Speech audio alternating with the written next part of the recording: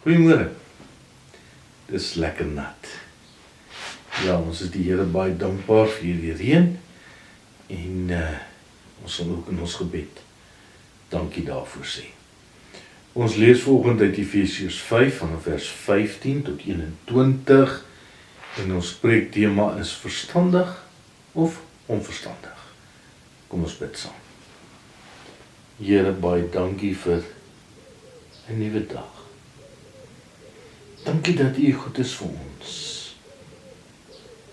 Ja, Here, ons sê vir U baie dankie dat soveel reën geval het die laaste tyd. Reën wat ons bitter nodig gehad het by sommige plekke. Baie dankie vir die uitkoms. Ja, Here, baie mense is van reën afhanklik. Bid ook vir hulle wat skade gelei het, dat U ook daar sal help en uitkoms gee. Maar baie dankie dat ons ook vanoggend kan saam bid en ons bid ook vir hulle wat siek is, hulle wat swaar kry. Dankie dat U goed is vir ons en dat ons elkeen aan U kan opdra. Gaan U weer saam met ons in hierdie tydjie wat ons saam is. Dit bid ek in die naam van Jesus alleen. Amen.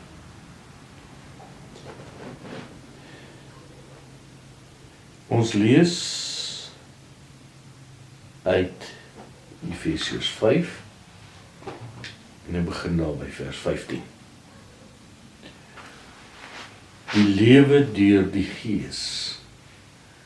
Let daarom sorgvuldig op hoe julle leef, nie as onverstandiges nie, maar as wyses. Koop die tyd uit, omdat die dae vol boosheid is. Om hierdie rede moet julle nie onverstandig wees nie. Probeer eerder om te verstaan wat die wil van die Here is en moenie deur wyn bedwelm raak nie. Daardeur ontstaan losbandigheid, inteendeel word vervul deur die Gees. Terwyl julle onder mekaar psalms, lofgesange en geestelike liedere laat opklink, ja, van harte tot die Here sing en psalms sing en God die Vader altyd oor alles in die naam van ons Here Jesus Christus dank. Wees onderdanig aan mekaar uit ontzag vir Christus. Ek lees net tot daar. Paulus sê hierso, jy kry twee soorte mense. Verstandige en onverstandige mense. En nou gaan jy op vir my sê, maar ja, dit is eintlik logies. Die ou klomp onverstandiges, hulle is die ouens wat buite die kerk sit. En die verstandige ouens, hulle is nou die kerkouens. Maar weet jy wat, jy is verkeerd. Want ons kry ook hierdie onderskeiding binne die kerk. Ja, in die kerk sit ook onverstandige mense. Wat ek daarmee bedoel is, hulle ken hulle Bybel, hulle woon gereeld eredienste by, maar hulle is nog altyd onverstandig. Jy sien, jy kan jouself 'n Christen noem en nog steeds 'n dwaas wees. Onverstandig en verstandige mense. Wat bedoel daarby? Nou, verstandig kan ons seker sê slim, bright. Onverstandig kan ons eintlik sê stupid, maar my kleinkinders word geleer, mense nie iemand is stupid nie, so ek gebruik maar die woord mampara. Of jy is slim, jy is wys, of jy is 'n mampara. En Paulus sê, daar's wyse mense en daar's mamparas. En nou moet jy 'n bietjie ore spits, want die blote feit dat jy vanoggend hier sit en luister na hierdie preek vir die boodskap maak nie dat jy noodwendig in die Here se oë verstandig is nie. En ons sal 'n bietjie dieper kyk om dit vas te stel. En een van die eerste antwoorde wat ons kry is vers 15. Vers 15 sê, wees versigtig hoe jy lewe. Jy sien, dit is belangrik. 'n Verstandige een is iemand wat versigtig lewe. En 'n mampara is min daaroor gepla. Maar nou is Paulus so 'n bietjie vaag eintlik. Want nie een van ons sal willens en wetens kies om eintlik soos 'n dwaas te lewe nie. Omdat ons weet dat ons in goddelose tye lewe. En hy praat ook daarvan. Hoe weet jy dat jy verstandig lewe? Of, hoe weet jy dat jy stupid is? Miskien vra die Here van jou, maak 'n aanpassing. Hoe weet ons dit? Paulus sê, dit is maklik, dit is dood eenvoudig. 'n Verstandige soek God se wil in sy lewe. Vers 14 sê, 'n dwaas is min gepla oor wat God wil hê. Hy gaan maar net aan soos hy van oomblik tot oomblik lus is. Jy sien, daai woordjie wat ons gebruik, hy karring net aan. Ja, hy gaan net aan. Maar 'n wyse man vra wat God wil hê hy moet doen. En weet jy, het maak sin as jy so daaroor dink. Want God weet baie beter as ons. Dis beter om sy wil te soek en dit te doen. Maar ek het verlede week gesê dat Paulus raak baie prakties aan die einde van die Efesiërsbrief. En nou klink dit nog nie so nie, maar kom ons kyk 'n bietjie verder wat sê Paulus. Paulus sê elke dag bestaan uit geleenthede. Elke dag is daar 'n geleentheid wat jy kan aangryp. Of jy kan dit laat verbygaan. Daar's 'n spreekwoord wat sê opportunity only knock once.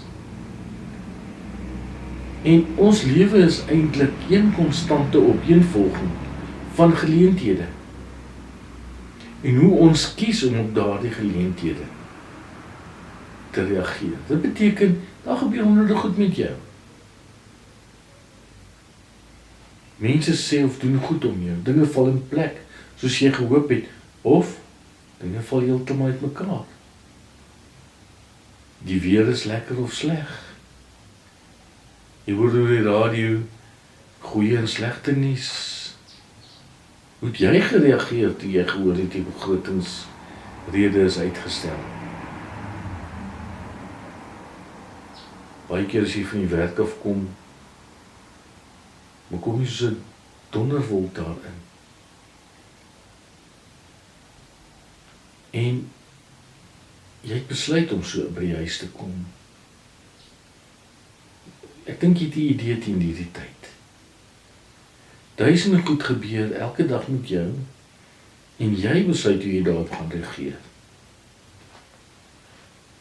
En dit, hoe jy dit hanteer, beteken op die ou einde van die dag, hoe jou dag loop. Jy sien, jou reaksie bepaal eintlik jou hele lewe. En Paulus sê, die dwaas is die een wat toelaat dat die lewe hom onderkry en dikteer. Hy laat die lewe toe om oor hom te loop.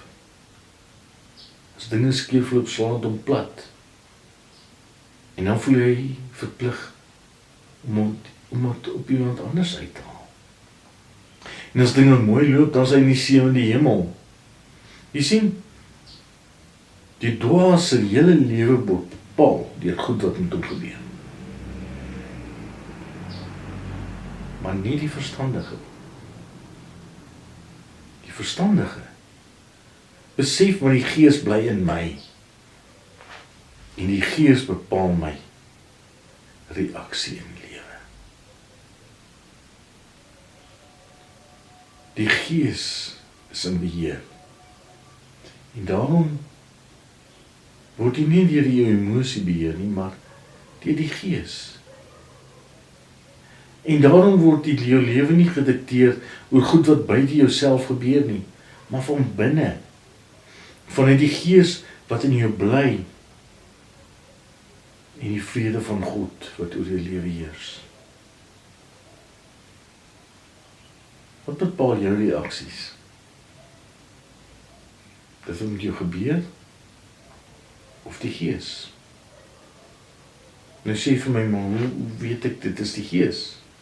Jy sien die geheim is, jy moet God se wil ken.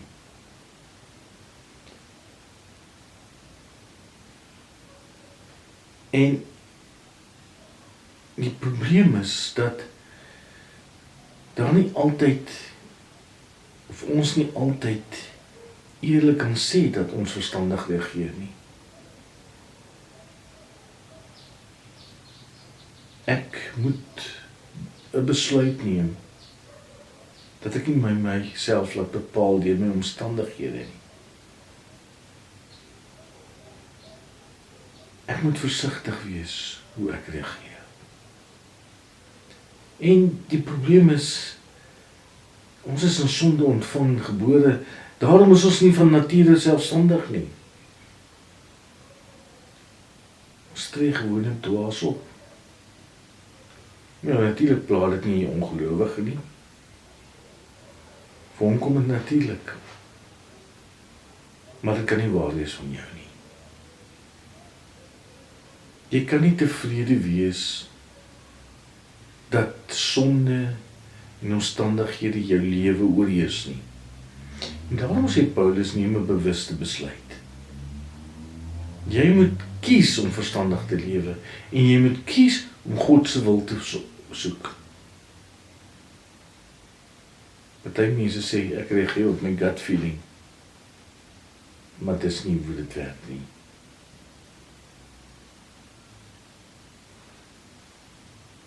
Jy moet toelaat dat die Gees jou beheer. En waar pas jy in?